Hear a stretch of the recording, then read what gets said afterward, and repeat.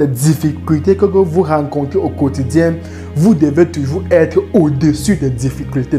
Vous devez toujours avoir dans votre mindset que quand sont ces difficultés, j'ai le pouvoir spirituel, j'ai le pouvoir mental, j'ai le pouvoir physique de pouvoir traverser ou travestir toutes ces difficultés-là et atteindre mes objectifs. Là, c'est indiscutable dans l'une des compétences qu'un entrepreneur doit posséder. L'une des compétences aussi, c'est la capacité de gestion. Quel genre de leader es-tu? Lorsque tu t'assois pour écrire ta vision, quel genre de leader tu aimes?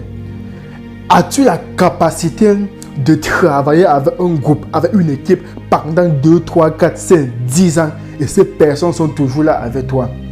C'est ton leadership, ta vision que tu as envers ton projet, envers ton entreprise qui va démontrer est-ce que tes collaborateurs, est-ce que tes associés, est-ce que tes investisseurs peuvent te faire confiance au quotidien. Et pour ça, vous devez d'abord travailler en priorité sur votre leadership. Quel type de leader voulez-vous être? Et cette compétence-là joue beaucoup dans le domaine de l'entrepreneuriat. L'une des compétences aussi, c'est la communication. Ça veut dire quoi? Un entrepreneur, c'est celui qui est prêt, qui maîtrise l'art de la communication, l'art oratoire. C'est-à-dire que lorsque vous êtes en train de transmettre le savoir à vos investisseurs, lorsque vous êtes en train de présenter votre projet au public, lorsque vous êtes en train de communiquer avec vos investisseurs ou avec vos fournisseurs, quel genre de communication, quel style de communication vous adoptez au quotidien?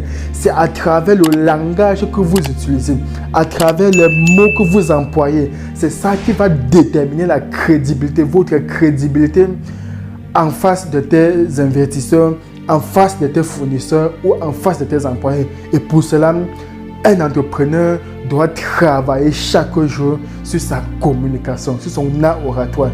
C'est l'un des éléments essentiels dans le domaine de l'entrepreneuriat.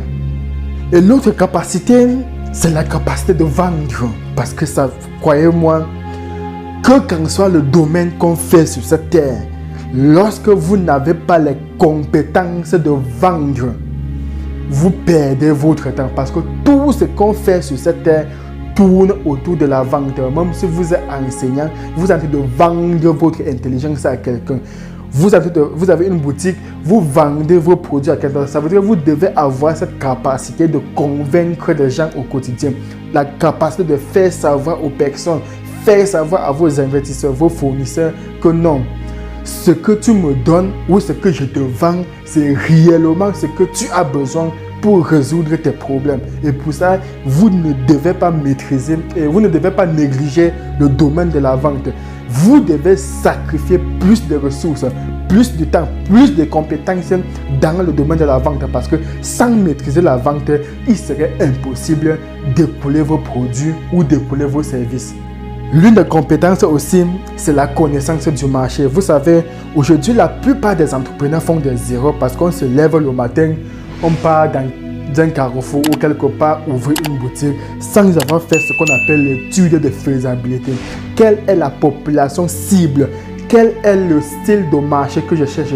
Est-ce que l'environnement dans lequel je suis en train de vouloir ouvrir mon restaurant ou ma boutique, est-ce que ça correspond au style de vie que mène cette population-là? La population qui vit dans cet arrondissement-là, quels sont les objets, quels sont leurs désirs spécifiques au quotidien? Qu'est-ce qu'ils aiment consommer? Parce que vous ne pouvez pas partir dans un quartier huppé où les gens roulent avec leur gros bolide, ils sortent en voiture pour aller au travail et rentrent en voiture. Vous ouvrez un bar, ça ne peut pas marcher. Donc vous devez avoir cette capacité d'étudier votre marché, de comprendre la population cible, quel type de business correspond à tel environnement. Pour cela, vous devez vraiment travailler sur cette compétence-là. L'une des compétences aussi, c'est la capacité d'apprendre. Ça veut dire, un entrepreneur pour moi dépasse un élève.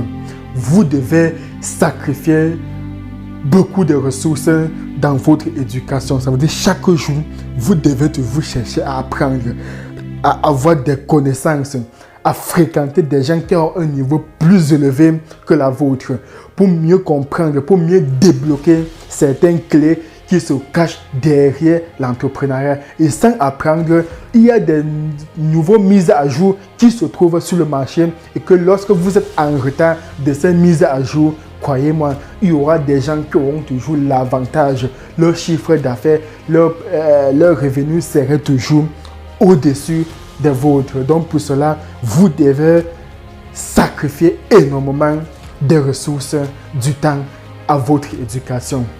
Et pour clôturer, on va parler de la motivation.